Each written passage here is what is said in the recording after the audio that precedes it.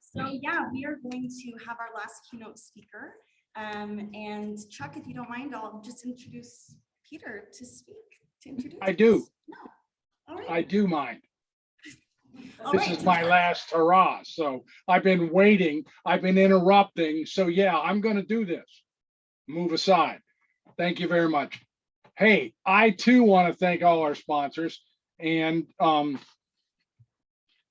I also want to, Izzy, I got to tell you, if I'd been smart enough to go to University of Denver for my midlife crisis of a PhD in international studies, I probably would have finished, but all I got was ABD. Anyway, the presenters have been great. Lots of good stuff, lots of connections. I also want to thank the exhibitors. And now I'm going to turn it over to our own Peter Van Arsdale. That's right, the godfather of WASH, to introduce our next closing speaker, Gitanjali Rao. Peter? Thank you, Chuck, for your kind, kind comments. Haven't you noticed something interesting? In all this good work, we still have chuckles when we do this tough stuff. Isn't that great? People who smile, it's impressive. All the folks here, people online, our guests, they smile, even times are tough. It's pretty darn nice. Well, I'm delighted to be able to introduce to you our final keynote speaker today, Gitanjali Rao. She was, as you have heard, Time Magazine's first ever Kid of the Year in 2020. Amazing. And she lives right here in Lone Tree, Colorado, about 3 miles from my doorstep, I'm delighted to say.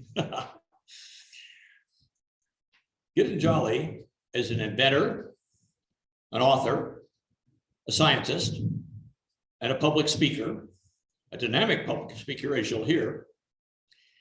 She won the Discovery Education 3M Young Scientist Challenge in 2017 and was recognized by Forbes 30 Under 30 for her innovations, some of which are in the water sector, which is another reason we invited her today.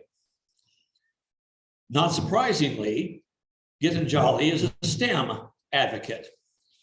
And I've even heard secondhand, might be right, she's studying to be a pilot among everything else that she does. Remember, she's still a student. Here's what she said to Angelina Jolie in an interview. She believes to observe, to brainstorm, research, build, and communicate. And as I turn it over to her, let me say, she must be very excited for one more thing. Next month, she'll have her 16th birthday.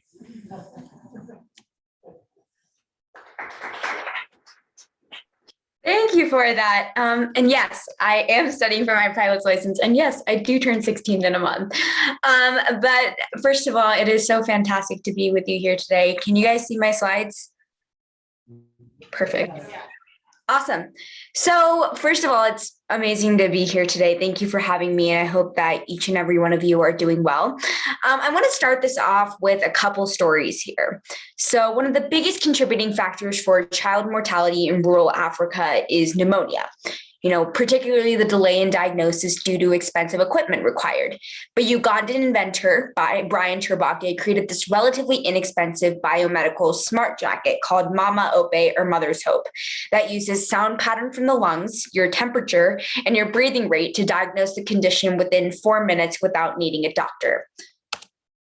Checking you can still see the slides? Perfect. Only 4% of farmland in sub-Saharan Africa is irrigated. So Martin Fisher and Nick Moon's manual irrigation pump has the potential to irrigate 20% of farms, giving sustenance to thousands of families year-round. And obviously, these examples aren't unique. Ali Shahbaz created the iodine-coated life-saving dot for women with iodine deficiency in India. And Jane Chen and her team created a $25 baby incubator, and so on. So the reason I share all of this is because all of us can and do solve problems around us once we're motivated to do And this is the essence of innovation, right? Brian, Martin, Nick, Ali, and Jane, they're all change makers, particularly in the sense that their motivation to innovate was driven by this urge to help their fellow human beings. So my name is Gitanjali Rao. I'm 15 years old and I'm an innovator, author, and promoter of STEM, especially for students and youth. And I write and speak at many schools and forums like these to help socialize the importance of using science and technology as a catalyst for social change. So today what I'd like to do is talk about innovation, but also about the process of thinking differently, right? And more importantly, its role of acting as a driver for solving big problems in society. I'd also like to talk about an approach towards innovation, ideation, and problem solving that has worked for me and many I know by simplifying down the process. And I want to discuss our emerging world and how technology is quite literally growing on a daily basis. I'd also like to use this opportunity to talk about the role of all of us in encouraging more students to be involved in the workforce, especially within scientific research and engineering. So hopefully you're able to take a little something away from our time here together. It's important to state that a sustainable world is more than the environment that we live in and the planet we need to protect, right? It's about the people, all of us, who live in this world and need to survive and thrive. All of us do coexist on this planet and have to deal with challenges together.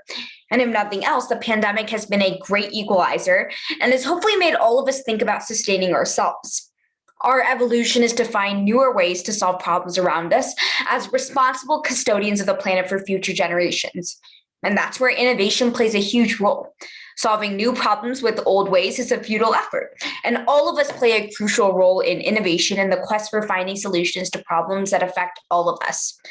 We see problems and challenges that have worsened with time, right? And all of these new tools that we're seeing out here make our life easier, but they also open up avenues to create tons of other social problems, new diseases, loss of personal privacy, right? Depletion of natural resources, misinformation, illiteracy, global income disparity. I can keep the list going, but those are just some of the growing challenges affecting our lives. And honestly, we have the potential to derail them. Now, saying all of that, there we go. We're living in interesting times where newer technologies are shaping our future every single day. And they also offer us opportunities for innovation like never seen before. For example, 5G wireless tech is already here. A 20 gig per sec 5G speed offers near real-time interaction with almost no lag. Surgeries can be performed remote, or people can be in video conferences as holograms. Nanotechnology allows the development of bots that are smaller than viruses and can cure diseases. The last century was about machines performing repetitive tasks, but AI now allows machines to think and decide like humans. And we've all heard of autonomous vehicles, but with the advent of the Internet of Things, everything will soon be talking to everything else. One of the biggest shifts that is occurring is the rise of solution through all of these areas, right? In today's world, it's difficult to find any aspect of everyday life which isn't connected with another aspect. I started early on a belief that modern problems require a more interdisciplinary approach to solution development. In other words, not only are these emerging technologies powerful by themselves, but they're coming together to develop solutions we couldn't conceive a generation ago. The optimism is that all of these technologies, when used the right way, free us from the mundane and allow us to focus on solving hard problems with hard solutions.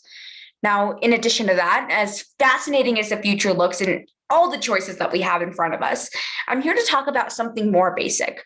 I want to talk about the importance of taking simple steps in our daily lives to recognize and empathize with problems around us and try to solve them through interesting ideas. So what that means is innovation in our daily lives, possibly using the latest technology, but a lot of times using whatever is available right in front of us. In my opinion, the future of innovation isn't a vague idea, but instead a consequence of collective empathy for each other's concerns and the will to solve them, right? Tools, technologies, and techniques are only as good as the intention to solve the problem. Innovation has to become a citizen movement and should be a part of early education in school curriculums. And K-12 education should explicitly teach ideation and problem solving to current or imagined problems. And more than all of that, failure should be an acceptable consequence of innovation, and it should be accepted as part of the learning process. Now, we'll go back to this later, but teenagers unencumbered by the so-called practical constraints of the world can develop solutions that expensive research organizations might not be able to. Innovation isn't an option for us anymore, and it's certainly not limited to professional adults in the industry and academia. The challenges of tomorrow need all of us. And now, saying all of that, I want to talk about where I started. In my case, my journey of innovation has been about looking at problems around me and trying to come up with simple solutions. For example, some of my early solutions were a snake bite diagnostic tool built on non-contact thermography technology, a pollen repellent based on electrostatic ions, a black box finder for airplanes based on underwater laser communication, and a laser protection screen on airplane windshields based on rubidium atoms bound together. And that encouraged me to work on some bigger problems. And I started to look for some solutions to serious problems in our community. For example, my most well-known device is called Tethys, which helps to detect for lead in drinking water faster and more inexpensive than current tools. It uses carbon nanotube sensor technology, which is one of the most powerful technologies out there. About 6 years ago, I learned about the water crisis in Flint, Michigan, and I couldn't accept the fact that there was a city in our country where thousands of children my age were exposed to a poison every single day that caused lifelong damage to their mental capacity, their vital organs, and their normal growth, just because they were drinking water in their daily lives. I recognize it's a worldwide problem and we needed to do something about it. So this became the inspiration for me to develop a quick and accurate tool to detect for lead. I called it Tethys after the Greek goddess of fresh water.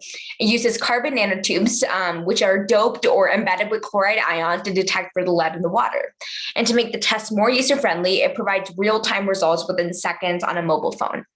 I've been working on another solution called Epione for early directional diagnosis of prescription opioid addiction, which is another huge problem we face today with about 70,000 deaths and $500 million in economic cost every year. My solution uses the latest developments in genomics and genetic engineering to identify and detect protein expressed by the mu-opioid receptor OPRM1 gene that indicates addictive behavior. Called Epione after the Greek goddess of soothing of pain, the device itself uses a standard immunological method, but I built a portable device to make the process easier. Next, I launched an artificial intelligence-based solution that I like to call Kindly to detect and prevent cyberbullying at an early stage as well. At its core, it is a service available as an API call for anybody building a mobile app or a web solution to add this cyberbullying filter capability. It's a supervised learning solution that adapts to a change in trends, slangs, memes, and emojis. And it comes with a sample chat mobile app and a Chrome plugin, but can also be invoked via SMS or other social media platforms. Using timely user feedback and prompts, the solution isn't meant to be punitive, but instead a way for individuals to learn and amend their bullying actions when communicating with others. So basically, as of yesterday, I'm excited to share that UNICEF has now adopted the solution and is planning a global release of the platform, integrating it with partner platforms fairly soon as well, which is a very exciting next step for me. Apart from this, 748,000 cases of cryptosporidiosis occur each year in the United States alone due to a lack of clean drinking water. This is my latest project, so I don't have too much information, but I'm looking to make detection time effective and efficient by creating a genetically engineered bioelectric sensor. So what that means is it takes a biological input, gives me a resistance or current output, which I can then read, and then translate all the results onto a phone. So saying all of that, enough about me. When I talk to others about my ideas, a question I commonly get is, how do I do it and where do I start? Same question that Angelina Jolie asked me, just like you guys heard in the beginning. So this is the process that I like to go about for innovation. It's observe, brainstorm, research, build, and communicate. Each step of the process has its own significance towards coming up with a solution, and they have detailed substeps and techniques, but today I'm going to cover them at a high level. So first of all, observe. Pay attention to things around you and try to identify problems that have been discussed before you or are obvious to you or the customers that you serve. Brainstorm. I like to say quantity over quality is key. So write down all the ideas possible to solve the identified problem. 3, research. Narrow down your solutions to one primary one. Build. Take some time to ideate, sketch, or build what exactly this vision of yours might look like. And communicate. It's always important to tell others about your work so that you spread awareness. Well, so this process looks fairly straightforward, but it's not as linear as it looks, right?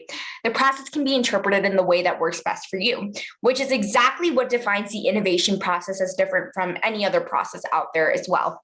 We're looking for a sustainable world, one that everyone wants to live in, and everyone's version of the process is extremely important for that. Now, saying all of this, I've talked a lot about science, but I want to break this end up into 3 different parts, right? Awareness, mentorships, and internships and research.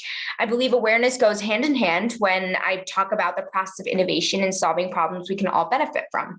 To achieve this goal and to introduce innovation practices and techniques early in our education, I started conducting workshops. I've now run workshops for about 53,000 students across the globe, across 27 countries and 6 continents. And I've seen, tremendous numbers, and I've seen a tremendous amount of kids just recognizing their potential in the real world.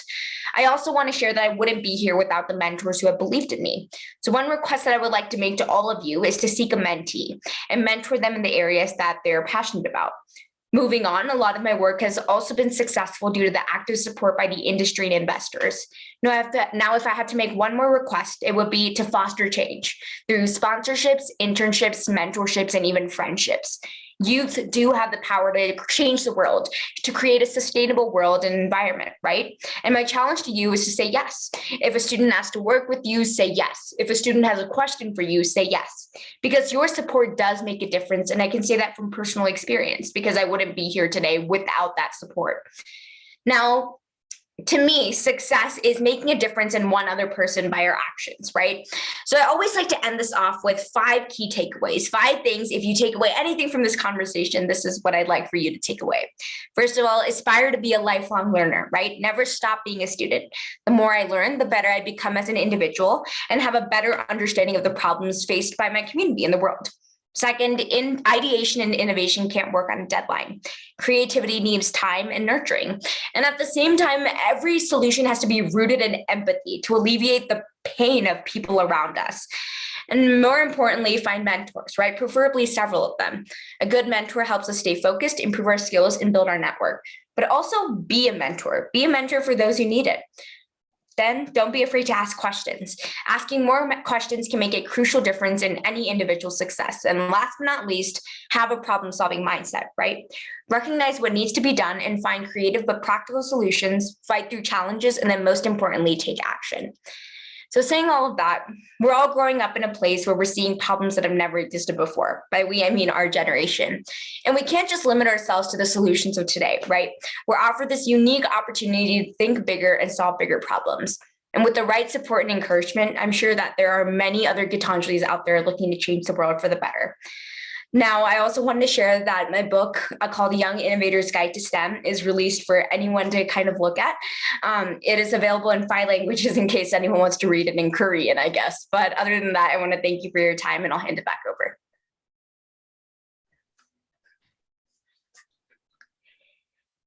Wow, thank you so much, Gitanjali. Thank you. That you're here with us today. I know I'm inspired, and everyone who is in person at the Posner Center for International Development, as well as online. These are all experts in their field, but we all appreciate your energy, your innovative mind, and also your confidence as a young person in stepping forward and already looking to solve some of the largest problems in the world. And lastly, I really appreciate your inspiration and encouragement of young people to follow in your footsteps and providing them with tools for that. So thank you again so much.